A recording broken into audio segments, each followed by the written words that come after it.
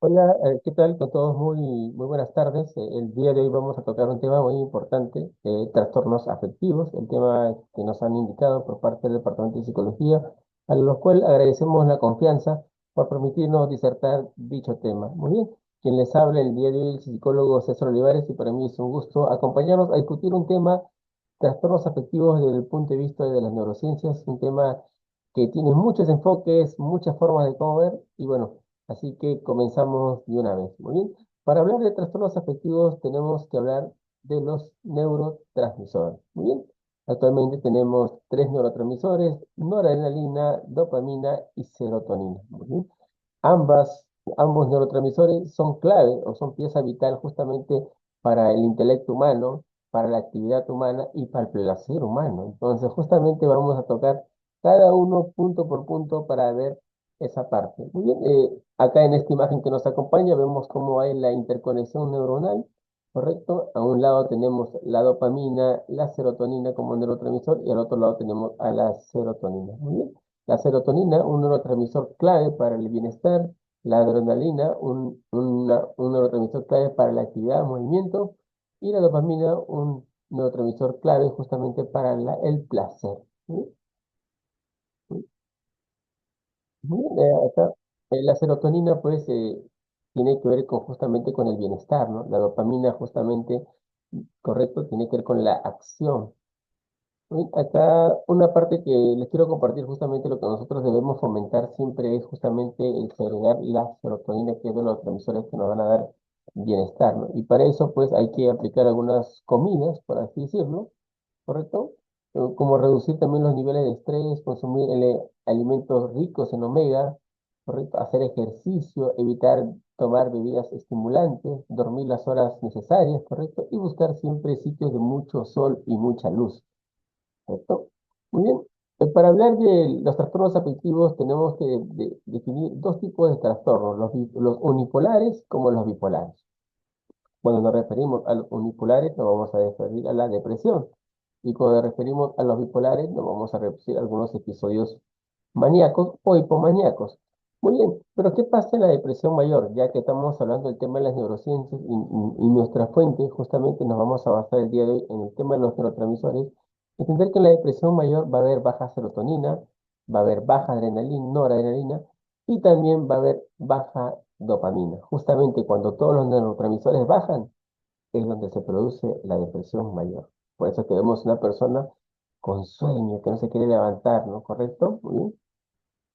Muy bien. Cuando aparecen los episodios maníacos o hipomaníacos, que lo vamos a detallar con más a profundidad, aparece la serotonina alta, la noradrenalina alta y justamente la serotonina alta. Todo está elevado, ¿no? Justamente en ese tema aparece justamente, ¿no? Los episodios maníacos e hipomaníacos. También hay mucho cuidado. ¿Sí? Acá vemos un trastorno, un episodio maníaco que se divide en dos, en episodio, ¿no? Episodio maníaco se divide en trastorno bipolar tipo uno o trastorno bipolar tipo 2, ¿correcto? Muy bien. En el trastorno bipolar tipo uno pueden aparecer ideas delirantes, ¿correcto? Crece la autoestima y la alegría, se convierte en irritabilidad, hay taquixiquia, hay lenguaje verborreico, ¿no?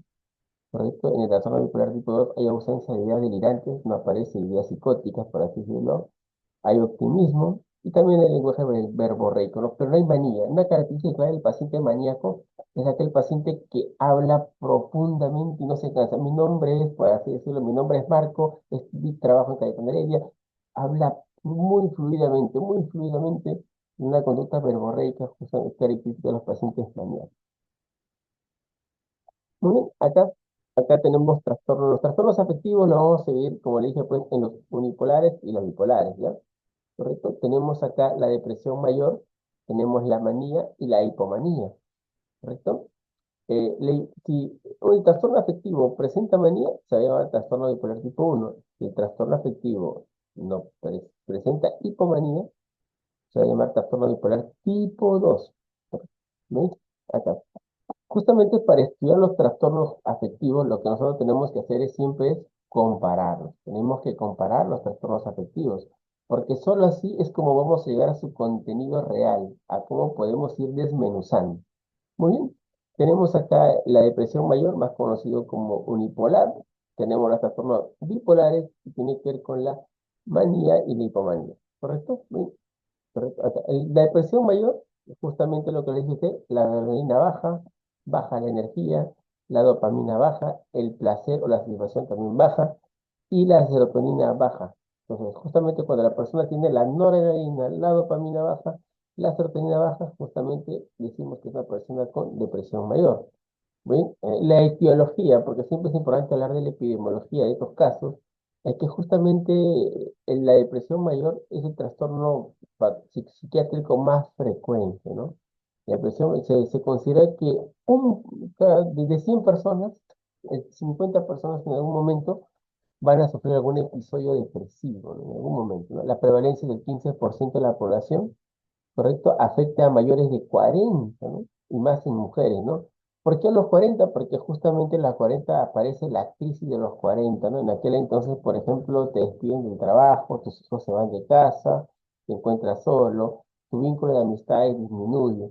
Por eso que es importante el cultivar actividades colectivas, ¿no? Las personas llegando a los 40 pueden formar parte de grupos sociales, ¿no? Seguir con su equipo de fútbol.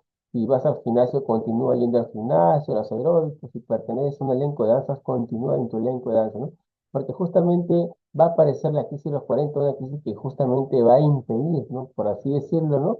Que al tener esos lazos sociales fuertes, va a impedir que tú caigas en algún, no episodio, pero sí trastorno depresivo. Como dije, casi todos, en algún momento de nuestra vida, vamos a pasar por algún episodio depresivo, por no decir que todos. ¿Bien?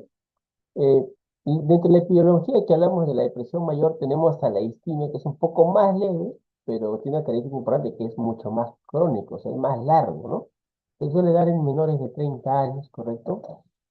La depresión mayor es la primera causa de suicidio, ¿no? Es un riesgo relativo, ¿no? O sea, la primera causa, la persona más se suicida, por así decirlo, por depresión. La depresión mayor es la primera causa de suicidio. La segunda causa de suicidio es el alcoholismo, que hay que tener cuidado también con las personas que consumen, ¿no? A diario, ¿no? Justamente alcohol, ¿no? ¿Es correcto? Otra causa también es el trastorno bipolar, otra tercera causa el trastorno esquizofrénico también. ¿Ok? Muy bien. Pasemos justamente en esa comparativa en la que estamos con la depresión mayor con el trastorno bipolar.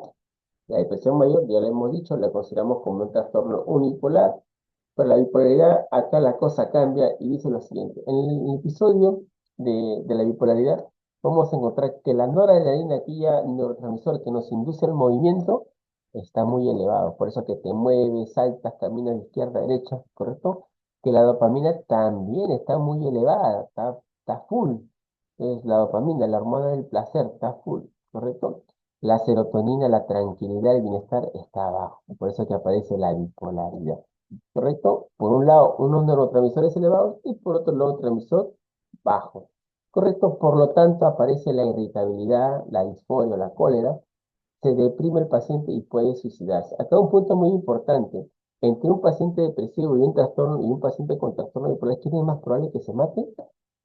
El bipolar, porque el bipolar es más agresivo, ¿no? Cuando uno ve casos de ideación o intentos suicida por depresivos, se cortan por mi amorcito, que te quiero tanto, se hacen hombres, avisa a todo el mundo, el trastorno bipolar por lo general se ahorca, ¿correcto? Se quieren hacer daño más, ¿no? Por eso es que siempre cuando trabajemos con un paciente con algún trastorno bipolar hay que tener mucho cuidado. Siempre trabajar de primera línea con el psiquiatra. Es básico, claro, trabajar siempre en atención primaria de primera línea con el psiquiatra. La psicoterapia puede funcionar, sí, pero siempre de la mano con el psiquiatra. Muy bien, la epidemiología, viendo datos nacionales, es un trastorno menos frecuente, sí, afecta al 1% de la población. Aparece a partir de los 25 años en ambos sexos, tanto hombres como mujeres, pero existe una parte importante en la bipolaridad, es que hay un componente familiar, o sea, hay un componente de la herencia. La familia, de una u otra manera, está ahí involucrada, ¿correcto? Dentro de justamente la bipolaridad también vamos a desarrollar también hipomanía, y la hipomanía va acompañada de distimia, da lo que nosotros llamamos ciclotimia, ¿no? Que también es peligroso, ¿sí? Entonces, Entendamos ya algunos conceptos a nivel de los neurotransmisores. En el caso de la manía, justamente noradrenalina y dopamina elevadas y serotonina baja. ¿Sí? La frecuencia es el 1% de la población y aparece a más de 25 años, ¿correcto? Y existe un componente familiar muy marcado.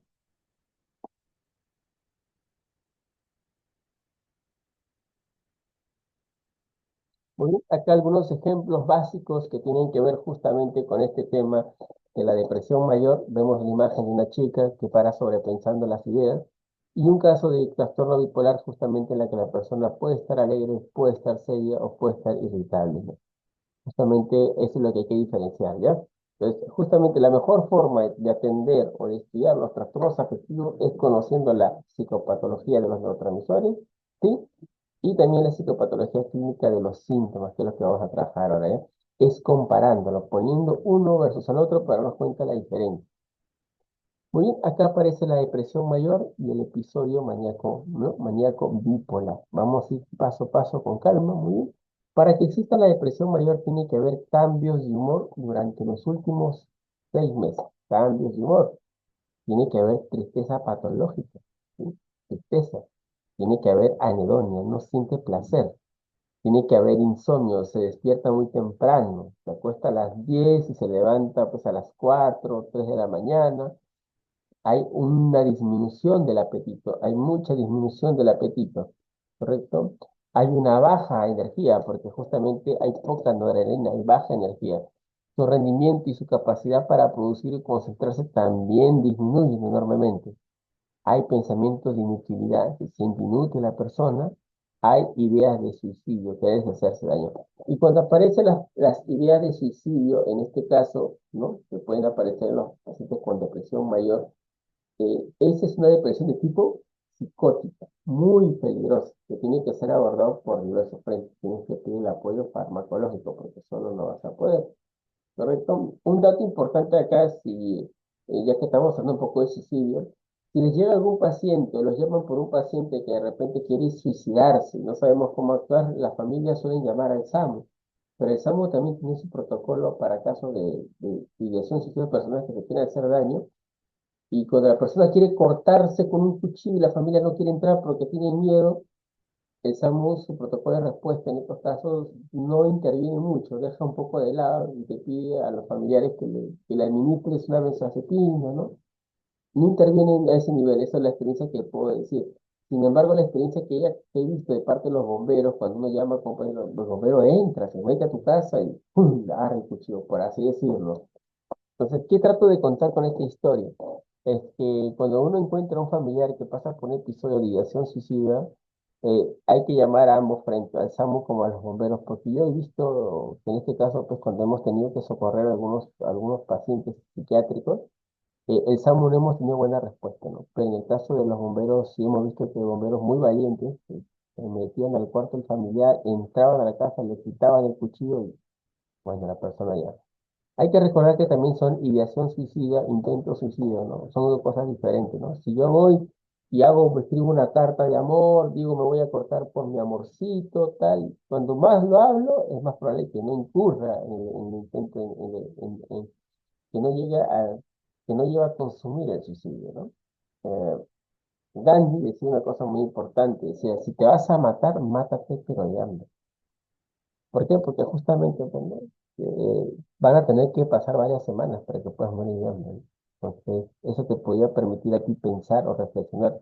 Recordar que el suicidio no te libere la culpa ni los problemas van a seguir. Además, te van a dar más problemas. Entonces, nosotros que trabajamos mucho psicoterapia con los pacientes, de una otra manera tenemos que justamente fomentar hábitos de vida saludable, ¿no?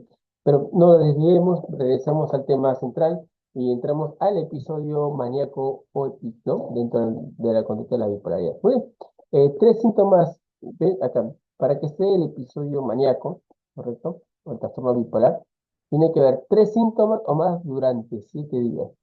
Tres síntomas o más durante 7 días. Como cuál, elevada autoestima, insomnio, no puede dormir, tiene fuga de ideas, no se le entiende nada, verborrea, habla muy rápido, está distraído, se fija sobre un objeto, ¿correcto? Hay comportamiento peligroso, Sí, el trastorno bipolar es completamente peligroso desde muy joven. Incurren en el hábito del consumo de sustancias psicoactivas, en los placeres sexuales, porque sienten alegría, sienten llanto, sienten dolor, y recurren justamente a eso, ¿no? Como no tienen placer por la baja dopamina, recurren a esas actividades sexuales justamente para sentir placer o satisfacción de algo momentáneo nada más. Comportamiento peligroso, compra compulsivamente actos sexuales, búsqueda de placer y muchas veces en estos casos requieren ser hospitalizados porque se hacen daño. Entonces, el trastorno bipolar es un trastorno muy peligroso que requiere ser hospitalizado. Por ejemplo, hay una afectación social muy marcada. Con el tiempo comienzan a desarrollar conductas evitativas, temor a socializar con otras personas, como que también comienzan a conocer personas que les hacen daño y siguen en ese círculo vicioso. Por el trastorno con un episodio maníaco de tipo bipolar es muy peligroso, requiere una atención de la mano de primera línea con el psiquiatra y también muchos de ellos requieren hospitalización. Muy bien, ya los hemos ido comparando uno con el otro para que se dé depresión mayor. Clave son dos síntomas: tristeza patológica y falta de sensación de placer o anedonia. ¿Correcto? Muy bien. Para que se, en el caso de un trastorno bipolar, tiene que haber tres o más síntomas como estos, como elevada autoestima, insomnio, que no puedes dormir, correcto, verborrea, correcto, fuga de ideas, comportamiento peligroso. Una clave para mí es el comportamiento peligroso. Bien, existe también el episodio hipomaníaco, porque siempre hablamos del episodio maníaco, pero hoy también hay que hablar del episodio hipomaníaco. Es tres síntomas ya no durante 7 días, sino solamente durante 4 días. No requiere hospitalización, es un poco más leve. eh, Puede vivir sin compromiso social, puede, o sea, no es víctima de los ataques, no es, que digo, puede vivir sin, ¿no? Sin compromiso social, sin incurrir en actos peligrosos, ¿correcto? Eh, el episodio hipomaníaco se da de la siguiente manera. Si hay manía y depresión mayor, trastorno bipolar tipo 1. Si hay depresión y hay hipomanía, ¿no? Como esto que hay tres síntomas durante 4 días, eso se llama bipolar tipo 2. Muy bien, tratamiento, muy bien. Para, como dice, pues, la clave está en compararlos. El tratamiento para depresión mayor, ya ustedes saben, la psicoterapia. ¿Qué es psicoterapia? La cognitiva conductual, la humanista también ha sido buena. Eh, Siempre trabajar no solamente como un abordaje psicológico, sino también como un acompañamiento psicológico, porque uno tiene que estar detrás de ello, ¿no? Haciendo su monitoreo, hacer el seguimiento, mm, haciéndolo pensar de una u otra manera, pero siempre dar actividades que planifiquen su futuro, que planifiquen su vida y que dejen atrás pensamientos distorsionados. Bien, tratamiento primero en el depresivo mayores, la psicoterapia de primera línea. Hay viene otro tema importante, la administración de algunos psicofármacos, ¿no? En este caso, los psicofármacos a los que nos referimos es a los inhibidores selectivos de recaptación de serotonina, como puede ser la sertralina, el citalopram o la paroxetina. Se llama paroxetina ¿por qué? Porque paraliza a la persona. ¿Sí? Sertralina, citalopram o paroxetina. ¿Sí? Pero también puedes incurrir a otros fármacos como los inhibidores selectivos de recaptación de noradrenalina y serotonina. Y en ese caso puedes aplicar la duloxetina, la venlafaxina, pero sí, solo sí, no haya problemas cardíacos, porque si hay problemas cardíacos no es recomendable dar. ¿Correcto? De ahí aplicas también algunos tricíclicos como la mitriptilina, pero siempre y cuando no haya problemas cardíacos porque son cardiotóxicos, son muy peligrosos. Es solamente lo ideal realmente solamente administrar inhibidores selectivos de recaptación de serotonina. ¿Sí? En el tratamiento bipolar, correcto, hay que dar de primera línea siempre, hay que calmar el humor, el mal genio, y hay que dar eutimizantes, ¿sí? Justamente para calmar el humor. Y de entre los mejores eutimizantes que tenemos al litio, ¿sí?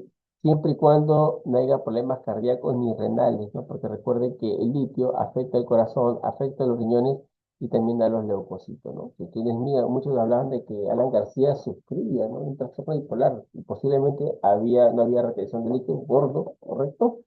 No había problemas renales, carinchada, todo, ¿no? Muy bien. Y otro medicamento que se le administra también a los trastornos bipolar justamente es el ácido valproico. También cambia su estado de ánimo para que no reniegue tanto, para que no hable tanto, para que no sea tan agresivo. Le administramos ácido valproico. Muy bien. Psicoterapia también de segunda línea en este caso, correcto, terapia cognitivo-conductual que nos va a ayudar Pero entre el depresivo mayor y el caso de trastorno bipolar, ¿cuál ha sido más difícil el manejo? El bipolar es más difícil porque aparece la agresividad, el cambio de humor, la irritabilidad, la conducta peligrosa. Y si el manejo para ellos siempre, ellos requiere no solamente creo que un tratamiento psicológico, sino también un acompañamiento que alguien los esté monitoreando, guiando. Porque justamente en el hecho de pensar constantemente y en la búsqueda de placer, es que incurren en actos peligrosos. Recordar que estos medicamentos que a veces lo dopan al paciente, ¿no? A veces lo dopan justamente para que de una u otra manera pues no incurren en estos actos peligrosos. ¿Ya? Muy bien. Vamos acá. El trastorno bipolar, acá podemos ver pues el trastorno bipolar se caracteriza por cambios drásticos y cíclicos, ¿no? Entre un episodio de manía y depresión. Muy bien, muy bien. Esta es la parte que queríamos trabajar con los amigos de psicología. Hemos tratado de hacerlo muy rápido, muy breve, entendible, y esperemos pues, que quede claro los contenidos con respecto a los trastornos afectivos. De mi parte, con ustedes estuvo el psicólogo César Olivares, muy bien, hablándoles justamente de la importancia de diferenciar bien, de trabajar bien los diagnósticos, tanto para los trastornos en el caso de depresión mayor y los trastornos bipolares, ¿no? Entonces creo que esta charla nos va a ayudar a entender un poco mejor. He tratado de hacerlo lo más básico posible para que justamente no enredarnos, ¿no? Entonces, de una otra manera, pues, si tienen pacientes de ese tipo, siempre en la depresión mayor, primera línea de la psicoterapia y ahí manejo con el psiquiatra.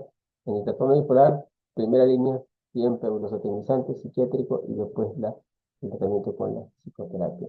Nosotros que somos personal de salud, invitamos a las personas justamente a conversar de esos problemas, a conversar con el compañero, de manera abierta, por así decirlo, si tienen algún problema, aprender a hacer psicoterapia entre psicólogos también, entre nosotros, porque nos ayuda, ¿no? Nosotros hemos visto muchas veces que en algunos casos hemos tenido que hospitalizar a algunos residentes por ideación suicida, ¿no? ¿Por qué? Porque pensaba hacerse daño, no tenía los mecanismos cómo afrontar de repente una separación o cómo afrontar alguna enfermedad.